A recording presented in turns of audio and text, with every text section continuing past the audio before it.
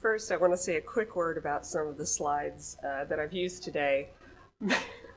The artwork that has shown classical angels in modern settings is by an artist named Andrew Kondakov. And the artist who has photoshopped her mother's fat, enormous cat, whose name is Zarathustra, just FYI, into classical paintings is Svetlana Porokova, a Russian artist. So I'm so grateful for their work. So this sermon or reflection or talk has a prologue or a prelude. No, prologue, I guess that's right. As many, but perhaps not all of you know, I started here at Community in January of 2020 as a part-time, half-time consulting minister with a contract for 1 year. I felt immediately welcomed here, and I felt strongly as though it was, as they say, a good fit, and it has been. And for me, it's been a place of more than just fitting in. It has been a place of belonging. And I can't tell you what an unlooked-for gift that has been. It's sort of a perfect example of grace. My 5th Sunday here was our first service of the COVID epidemic. We filmed it right here on our phones, here in the sanctuary of, at the time, the bloody reddish purple carpet and the wooden walls. And we did a pretty good job for doing it in 2 days of notice, but also we are so much more photogenic now. It's really nice. Before my first year with Community was over, I'd become a 3/4 time consulting minister, which is what I am today. And that my charge has been to provide ministry through worship and pastoral care, through leadership of the church on the board and various other committees. And from the start, part of my charge has also been to help Community, UU Church, prepare itself to call a long-term minister. Also, as many of, but perhaps not all of you know, my husband Robert is a veteran who works for the VA. Over a year ago, he was recruited to a dream job, and he's been working and living in Washington, D.C. since October of 2021. So you might see where this is going. My friends, I miss my husband. When he started the job last summer, we hoped that it would be a short trip to Washington and then he would be working from home as he had been for 2 years. But it turns out with this job, there's just a lot more FaceTime needed. It's a lot closer to people who control lots of money, and so they want to see his face, weirdly. Some of you might have already heard a rumor that this will be my last year with Community UU Church. And sadly, that is true. And I just want to say, before we go too much into this, how grateful I am to all of you, and how this is a very difficult separation for me as well as you. If it is, maybe not. But I want to say also that I really trust this church and these people and your leaders. And I want you to know that although we know you're going to have questions, lots and lots of questions about the future of CUUC, we know that. We don't have all the answers for you yet. What I can tell you is that your leaders, including me, have already begun reaching out to national and local leadership to help us so that we can work to ensure that this church, our church, this beautiful community, moves smoothly into its next season of ministry with professional leadership, with energy that I see every week. And the other thing I want you to know is that a year is a really long time, and we just started it. So my departure is not happening until next June. No worries. It's far away in the misty reaches of time because we got so much to do in the time left. I'm not really going to focus hard yet on my leaving, guys, and I hope that once you've processed and we've all had a chance to talk to each other, you'll be free to leave that to the future as well. The church will be reaching out to people for help with this transition. We will need folks on search committees and folks who help just keep it going This is the thing we know this church can do and do well. So we're not in any kind of bad shape, or it's actually, you're so poised right here to like just charge forward, and I want to make sure that that happens, and I know you do too. We have so much time together, and we have so much to do to fill it. There are midterm elections and voter registration. There are laws that need protesting, postcards that need writing, places that need us to show up with our good hearts and our working hands, like God's Pantry, places like Barron Elementary. And with all this time left together and all these things left to do together, I'm not really ready to be sad yet, okay? I mean, I'm sad, don't get me wrong. But I don't want to focus on my sadness. And it's okay if you're sad too. Come to me, we'll be sad together for a minute. And then we'll just save it, because we've got so much wonderful stuff to do together. And I really love you a lot, and I'm not leaving anytime soon. So that is my prologue. And now on to our sermon.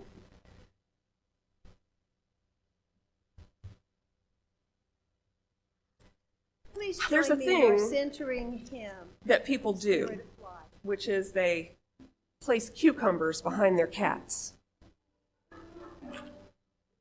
How many of you, don't tell, but how many of you know what happens if you place a cucumber behind your hat? Just raise your hand. Oh, some of you know. Okay. Well, I'm just going to, instead of describe this, I'm going to demonstrate, so just enjoy.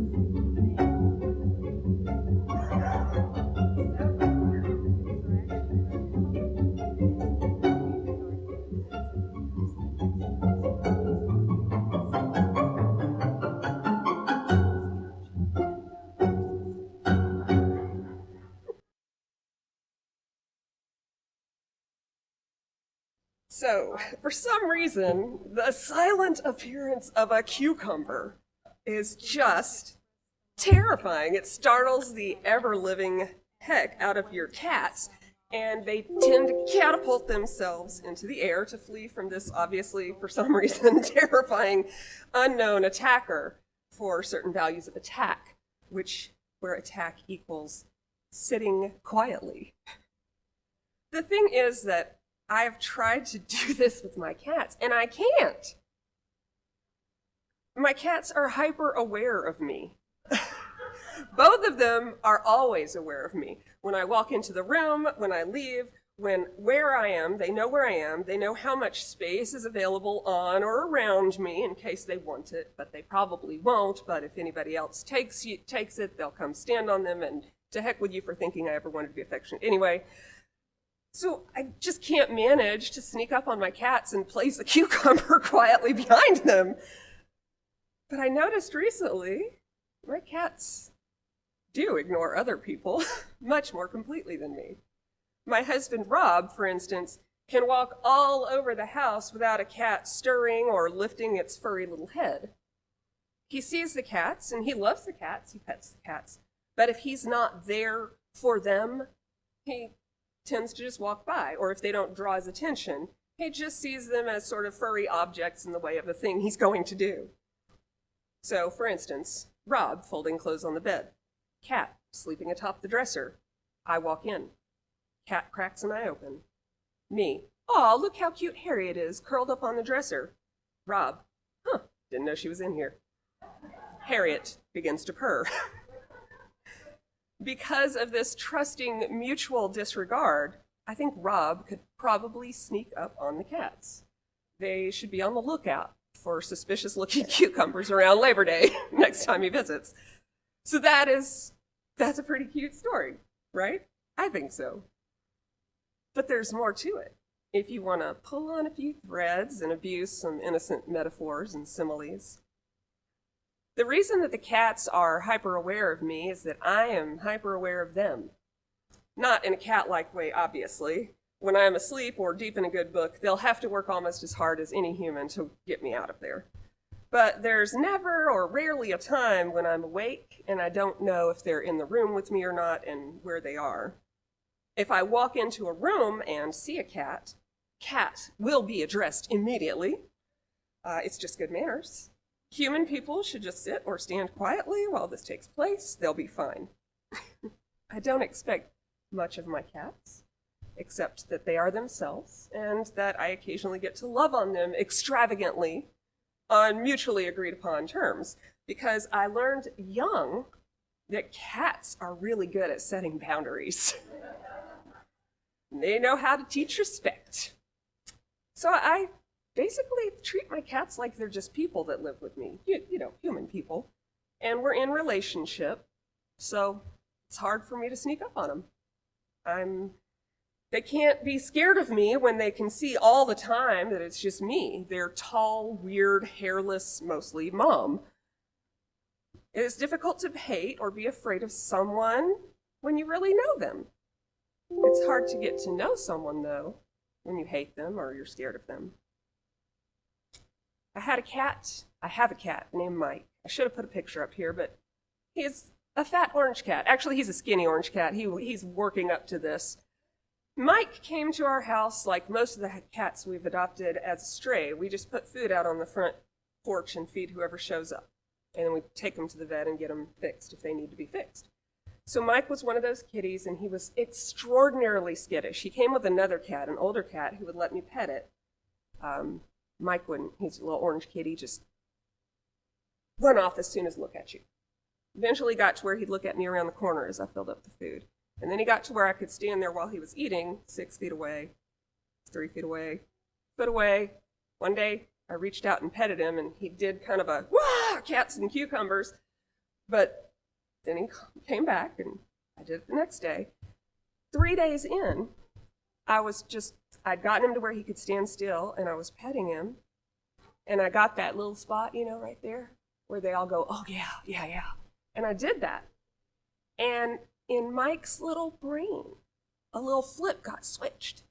And it went from terrifying monster stranger to, oh, Mom, I don't know, it was that easy. It was like, this person's petting me and they keep petting me, and now you're my mom.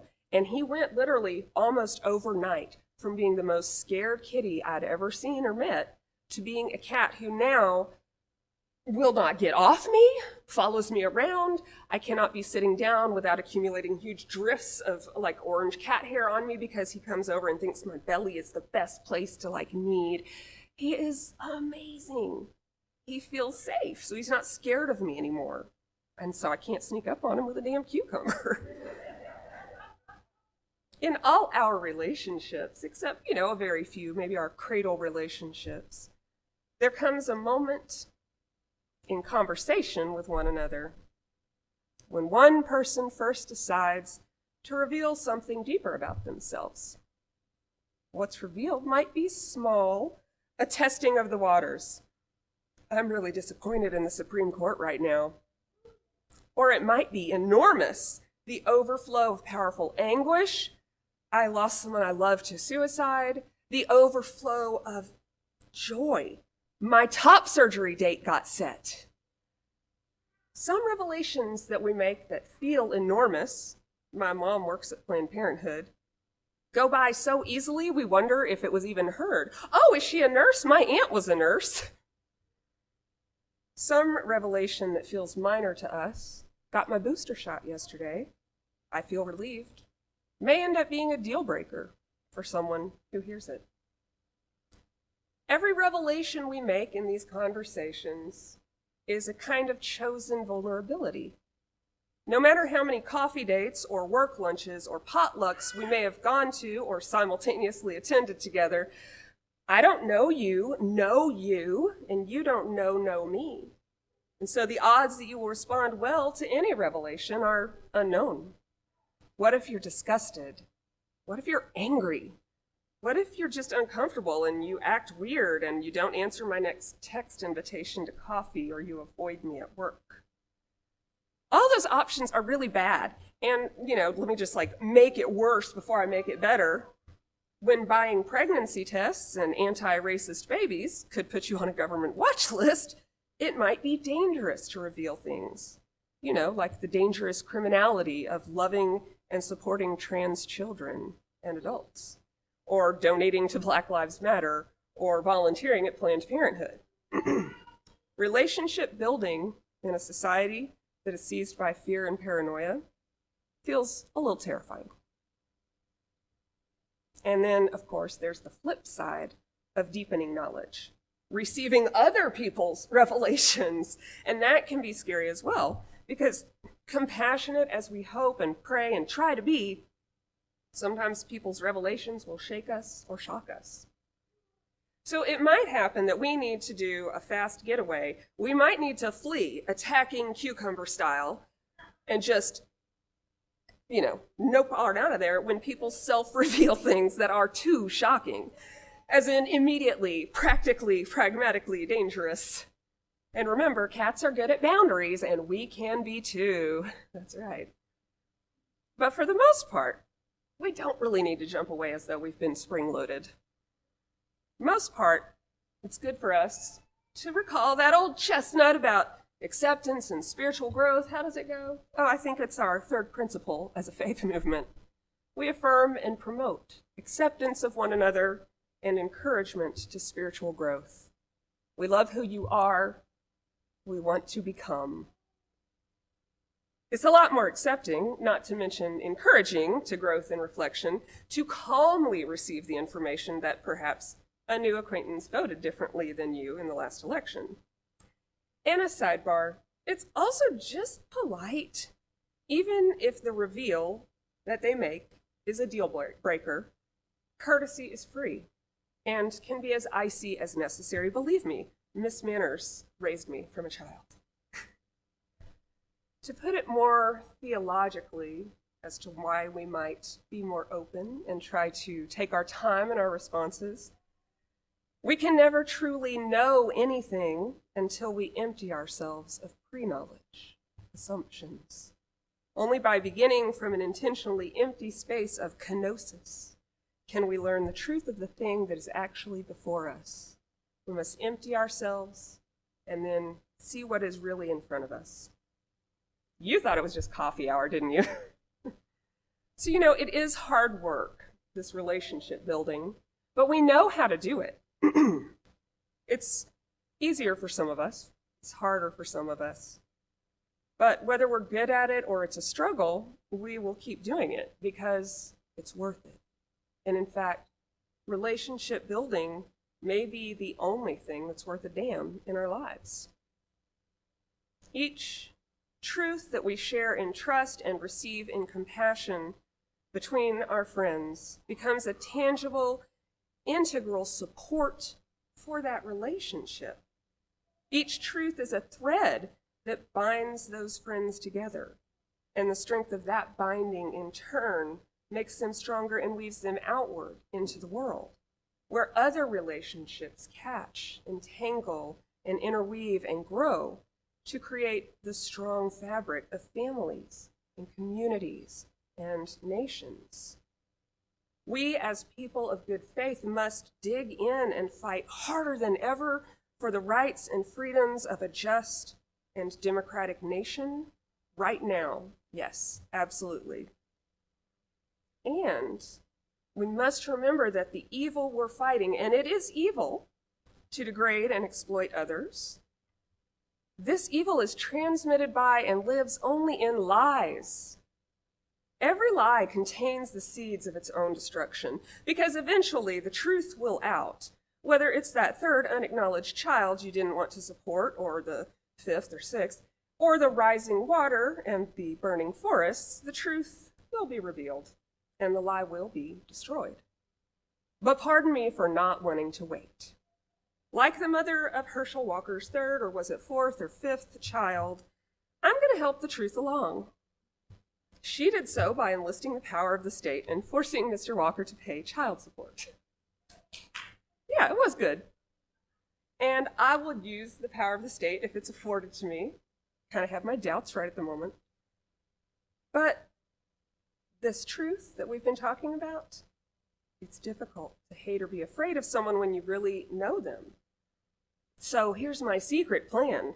Meet new people, get to know them, and let them get to know me, and tell true stories, and listen to their true stories, and see what happens. It can be scary and difficult, this relationship building work. Not just letting ourselves be vulnerable, but bracing ourselves for the time when we get it wrong, and not just the times that we need to jump away from a revelation like a spring-loaded kitty cat with our hearts pounding. So yeah, it's scary, it's difficult, and yet we keep doing it. Building relationships, revealing ourselves. We're always going to reach across that place that separates us and seek a comforting touch, a listening heart, the voice of understanding and affirmation. And miracle of miracles, guys, we'll find it. Just ask Mike the cat. Amen.